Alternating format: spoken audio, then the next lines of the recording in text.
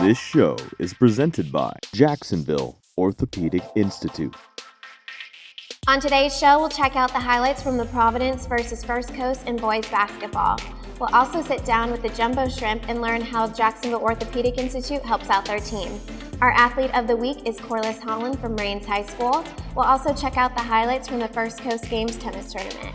We'll sit down with Nice girls basketball coach Sherry Anthony, and lastly, we'll look at the highlights from the West Nassau versus Reball and softball game. We'll be right back.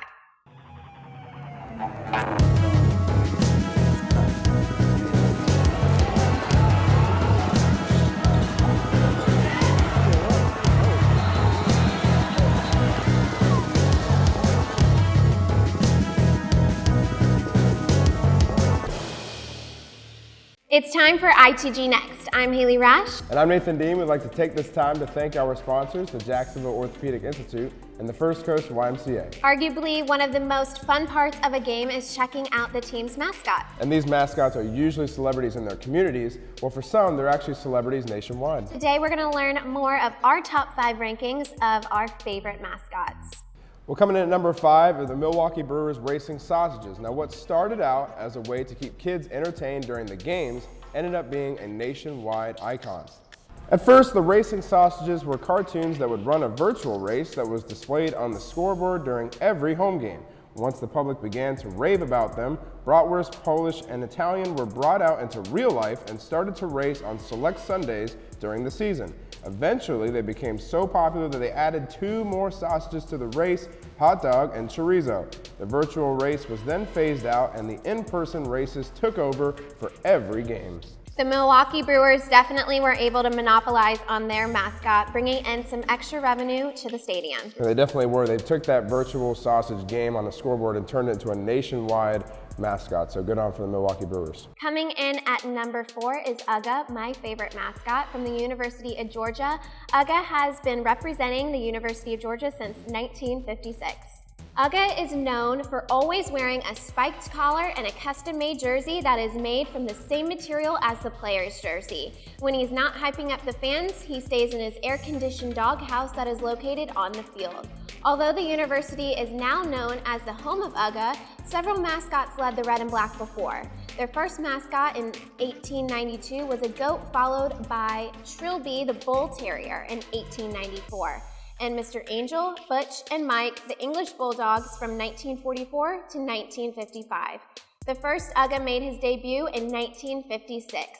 The original UGA jersey was actually a children's jersey that was altered to fit the UGA mascot the first. UGA is definitely a spoiled mascot as he gets to sit back and relax in his air-conditioned doghouse.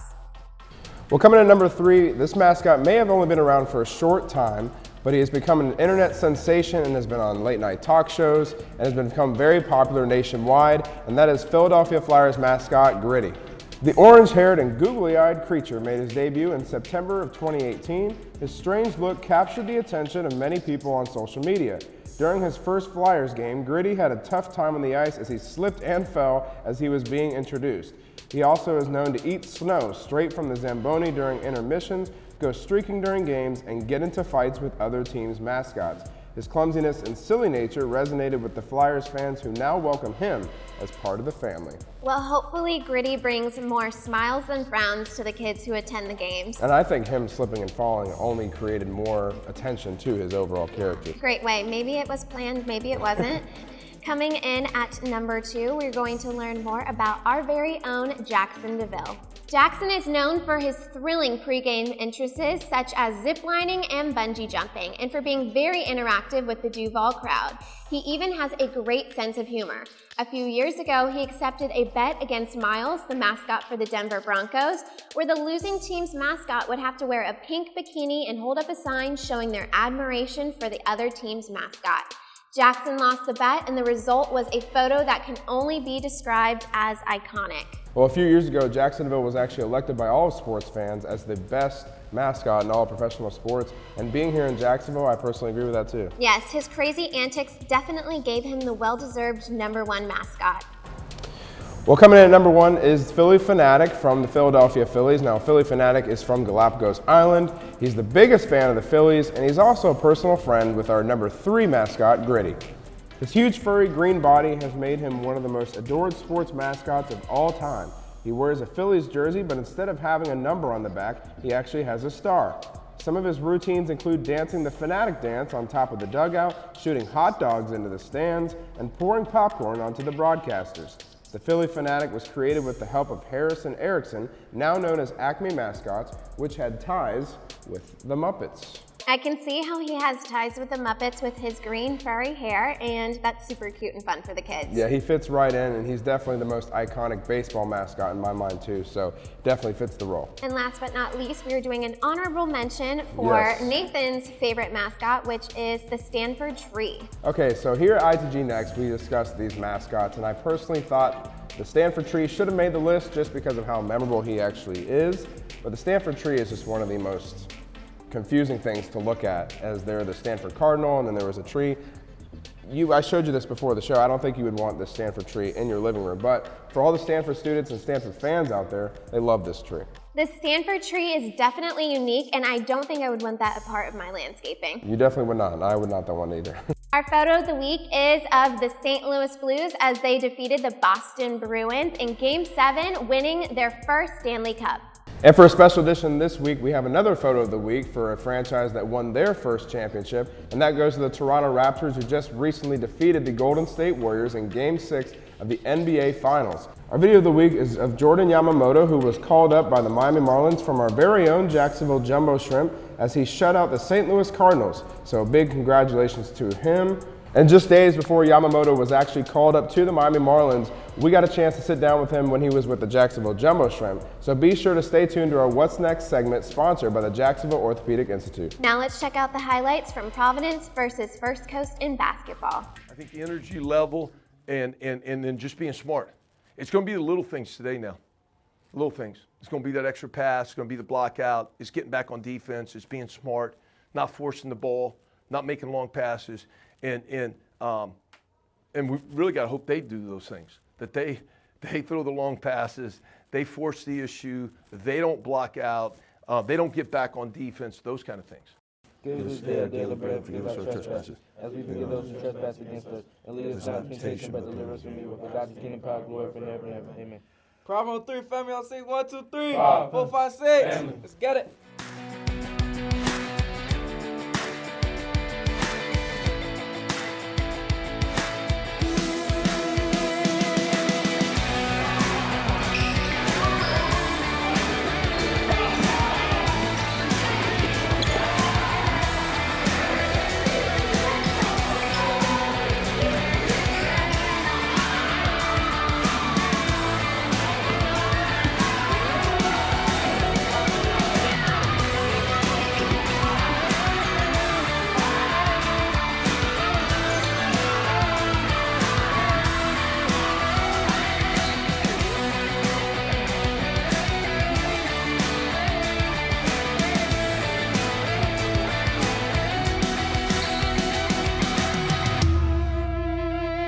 We're not throwing lobs in this game.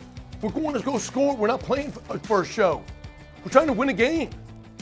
That ball should have been ours.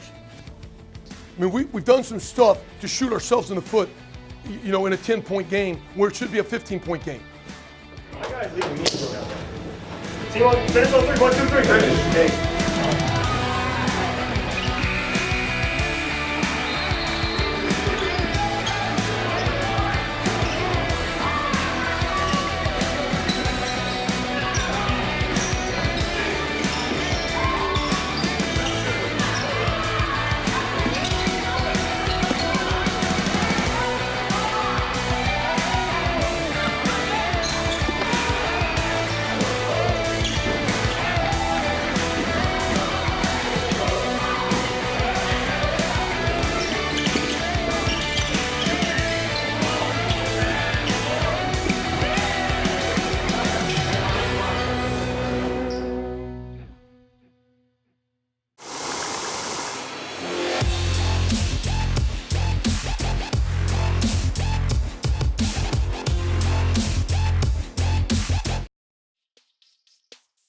Well, the Jacksonville Orthopedic Institute are the team doctors for many teams along the First Coast, including our minor league baseball team here, the Jacksonville Jumbo Shrimp.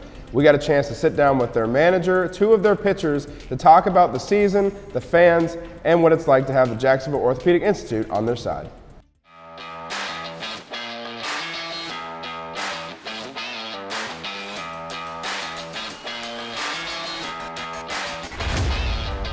The fan base here in the Southern League in Jacksonville has been outstanding. I believe we have one of the best fan bases. The Jumbo Shrimp name brings a lot of people to the yard. A beautiful place to play, beautiful weather here in Jacksonville. But the crowd, you know, late in the game when you hear them, it's much appreciated. You know, it's an interesting club. We're pitching heavy. A lot of really good starting pitching. Robert Duggar, Cody Poteet, Sixto Sanchez, #1 prospect. Jorge Guzman, he's #4 prospect. So we're pitching heavy. The bats are starting to come around a little late in the season, but we got a lot of hope for them down the road in the second half. We've done a lot as a pitching staff together. I mean, for a stretch of time, we were throwing up 2 ERA as a staff. It's funny because I was just talking to someone today. I'm like, I have one of the highest ERAs, and I have a 3.46. You know, it's actually really great to see that in Double A, 3.46 is actually pretty decently, and to know that I'm one of the higher ERAs, and then that just shows how great our staff really is. Every day counts. Every throw you do, and just playing catch in the bullpen, everything you do counts. So don't take things lightly. Don't just kind of go through the motions. You know, especially at this level, you take one day off and it can come back to bite you. It's 140 games over 150 plus days, whatever it is.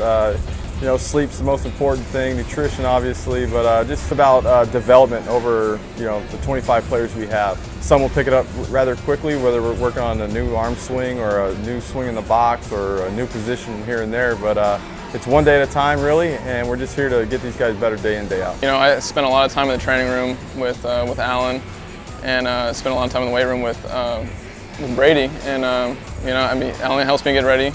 I'm in there every single day, so he helps me recover and get ready for my next start. Their job here is to keep us on the field and help us out however it takes to keep us on the field, you know.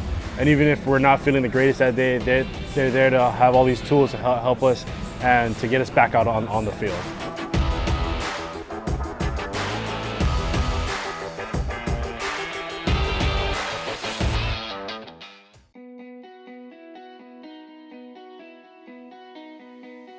My name is Corliss Holland. I go to Rains High School and I run track and field. The most memorable moment of my sports career was probably last year at regionals, because I had qualified for state in 4 events, and that was like a lot to me. So that was pretty big. And I PR'd at that meet too. So after my sports career is over, I'll probably be graduating from college. So be in grad school and working to become a veterinarian. Anyone who knows me knows that I love animals, like, they know it. The person who's helped me most in my sports career is definitely my parents and my coach. Well, one of my coaches, Coach Bush, because like, they all know that I like have a hard time with like confidence and stuff. And so they always like help me like push that, they help me see what I could be.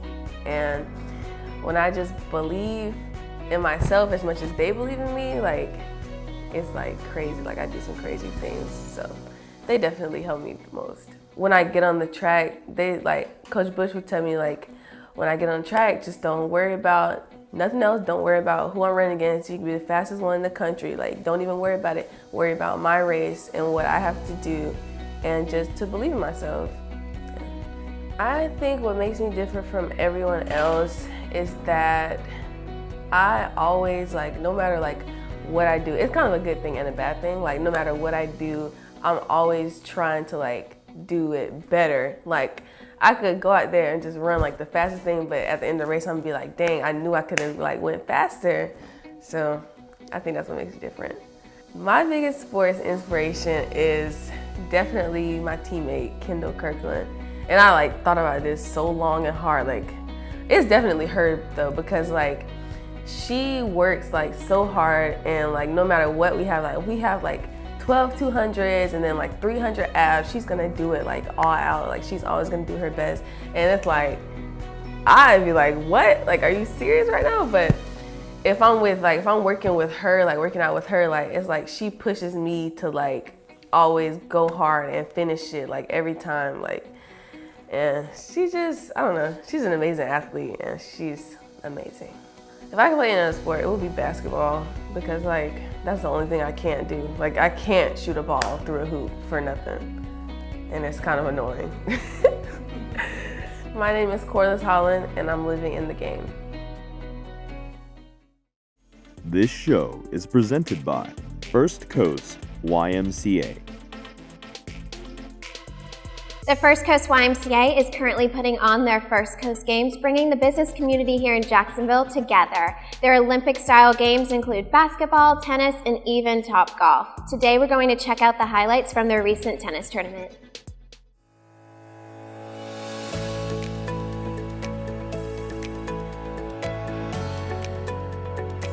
My name is Kelly. I work at Mayo Clinic.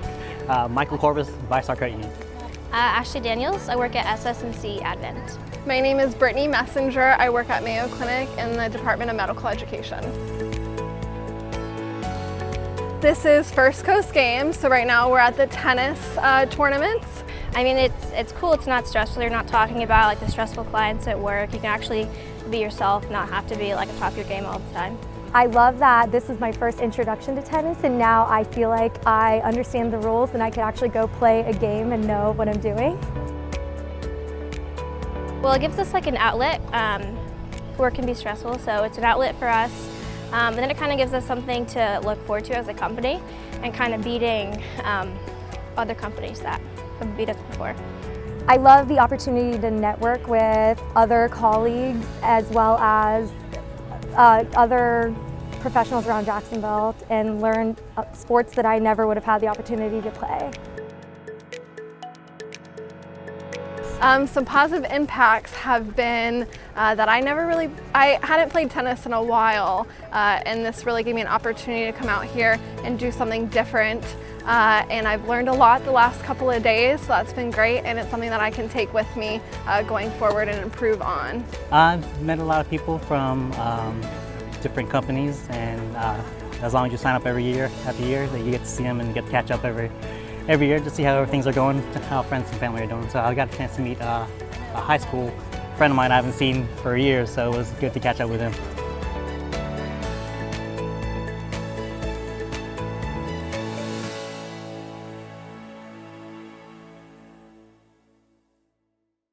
Watch News 4 Jax live every day to get breaking news alerts as they happen. We have just received this information from the Jacksonville Sheriff's Office. Staying on breaking news longer so all your questions get answered. We are staying on top of some local breaking news. Sky 4's night vision cameras take you deep into the night when no one else can. All from a news team you know and trust. If you have a loved one driving home on Atlantic Boulevard, you may want to call them. News 4 Jax at 5 and 6 on the local station. Your place for breaking news alerts.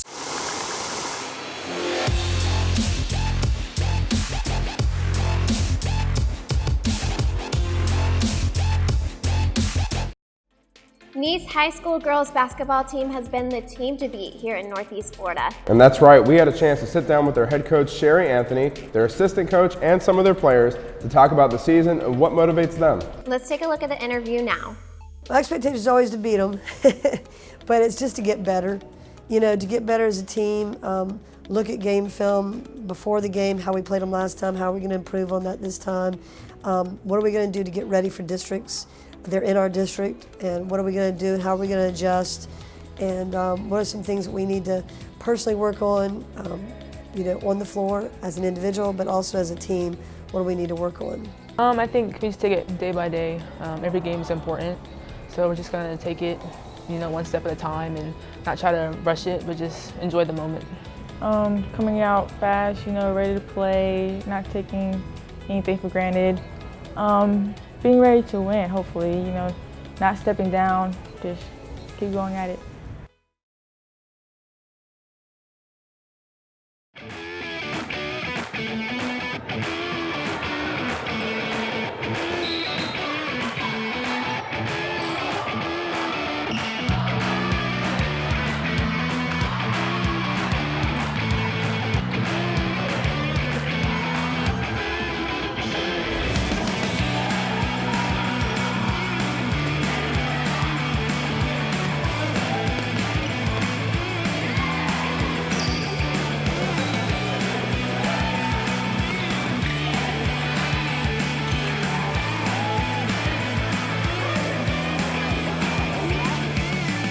just watch out for us. You know, girls basketball doesn't get a lot of credit, but I think, you know, the WNBA from high school to college, everyone's kind of saying, come and watch us.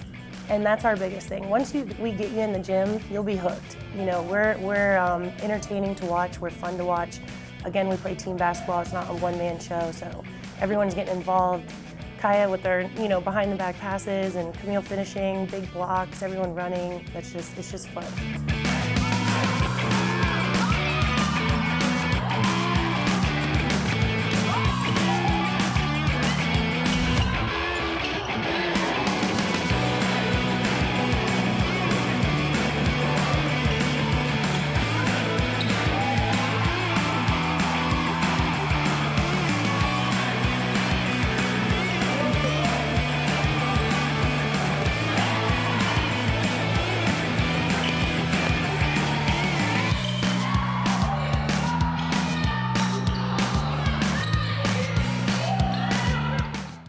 Well, the softball season might be coming to an end for the 2019 season, but we had a chance to check out Ribault High School as they played against West Nassau. We got to sit down with Coach Randolyn Bryant and talk about her expectations for the game and all of her players. Let's check out these highlights now. No, we're young. We are young, but I think we're competitive. Even though that we are young, I expect them to be competitive, and we should be able to compete in our district and our region. And hopefully, you know, like I said, our ultimate goal is always Final Four state championship. Anything short of that's normally a disappointment. This is a district game for us, so of course we always want to seed number one in the district, put you in a better position to get out into regionals, which is where we want to be. You know, our goal is always Final Four state championship game. So you got to win districts first before you can do any of those other things.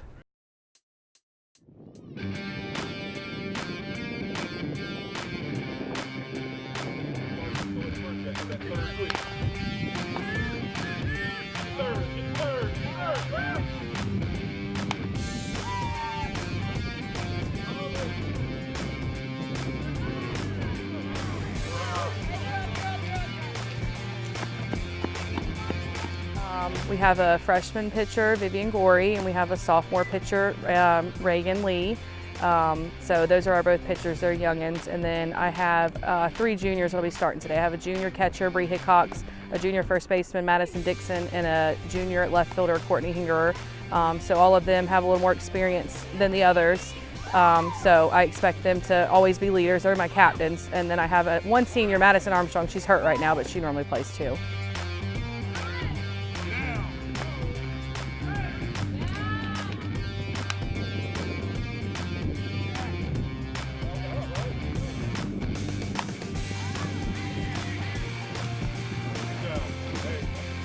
You know, I get on them all the time, whether, you know, it's this game or any game we play, that practice doesn't matter, but your goal should be to get better every day, because all of their goals is to play at the next level. So every day you need to be working, because somewhere somebody else is working, and they're going to beat you. So always get better every day.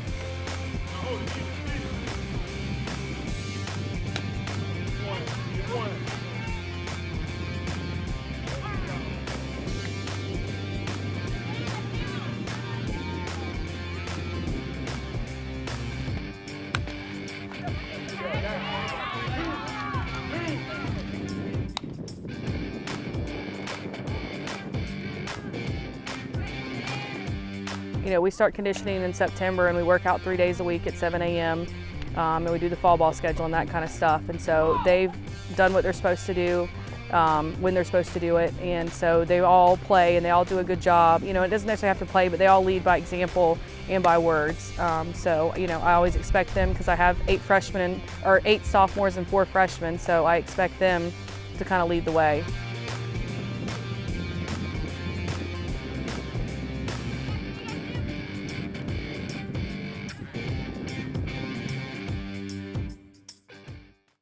We'd like to take this time to thank our sponsors, the First Coast YMCA and the Jacksonville Orthopedic Institute. Be sure to check out our What's Next segment, where we got a chance to meet Jacksonville Jaguars defensive end Calais Campbell as he was hosting his Jax Pal football camp. Be sure to follow us on all of our social media platforms. You can find us at ITG Next. And if you have an inspiring story, please reach out to us on our social media, because you could be featured in our next magazine, and our new magazine is out now. So be sure to grab a copy because we have photos from our player profile shoot and our sports banquet, and we even have photos from Nick Foles as the new Jacksonville Jaguars quarterback. So you can head over and get a copy at itgnext.com.